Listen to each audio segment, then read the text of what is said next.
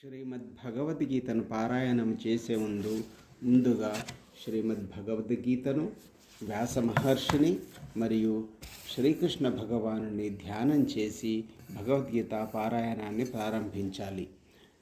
అథ ధ్యానం. ఓం పార్థాయ ప్రతిబోధితాం భగవతా నారాయణేన స్వయం వ్యాసేన గ్రథితాం పురాణమునినా మధ్యే మహాభారతం అద్వైతామృతవర్షిణీం భగవతీం అష్టాదశాధ్యాయినీం.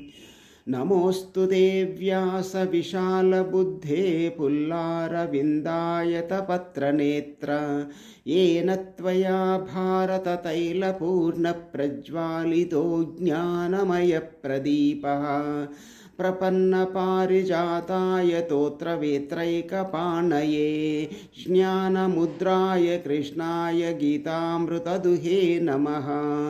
वसुदेवसुतं देवं कंसचाणूरमर्दनं देवकी परमानन्दं कृष्णं वन्दे जगद्गुरुं. भीष्मद्रोणतटा जयद्रथजला गान्धारनीलोत्पला शल्यग्राहवती कृपेण वहनी कर्णेन वेलाकुला अश्वत्थामविकर्णघोरमकरा दुर्योधनावर्तिनी सोत्तीर्णा खलु पाण्डवैरननदी कैवर्तकः केशवः.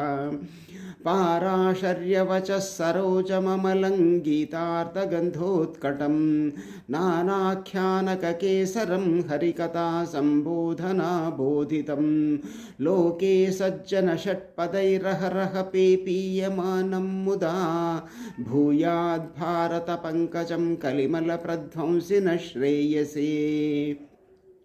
मूकं करोति वाचालं पङ्गुं लङ्घयते गिरिं यत्कृपातमहं वन्दे परमानन्दमाधवम्.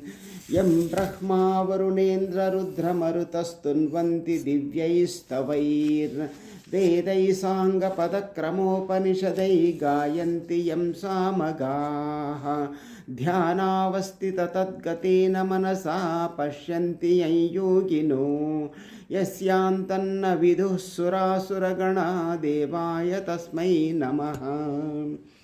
शान्ताकारं भुजगशयनं पद्मनाभं सुरेशं विश्वाधारं गगनसदृशं मेघवर्णं शुभाङ्गं लक्ष्मीकान्तं कमलनयनं योगिहृदयं